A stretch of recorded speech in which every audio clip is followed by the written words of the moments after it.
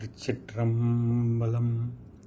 மாணிக்கவாசகரின் கூற்றான அவன் அருளாலே அவன்தாள் வணங்கி இந்த வாக்கியத்தை பற்றி இன்று நாம் பார்ப்போம்.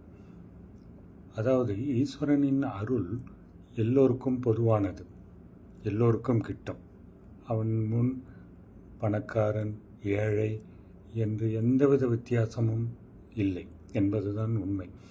பின்பு ஏன் அவன் அருளாலே அவன்தாள் வணங்கி? எல்லோருக்கும் அவனது அருள் கிட்ட வேண்டியது தானே, ஏன் அது கிட்ட மாட்டேன் என்கிறது? இறைவன் பொதுவானவன்தான்.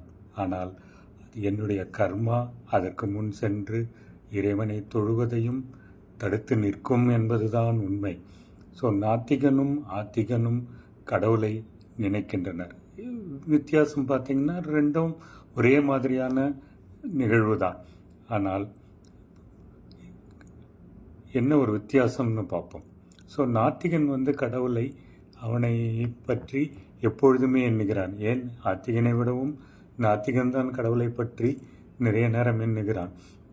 ஏனென்றால் அவனுக்கு தான் அந்த இறைவன் இல்லை என்கிற வாதத்தை முன்வைக்க இறைவனை பற்றி எப்போதும் எண்ணுகிறான்.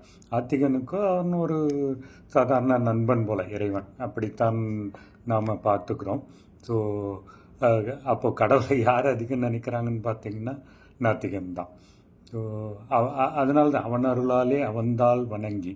ஸோ அடுத்து நம்ம இந்த வார்த்தைக்கு வருவோம்.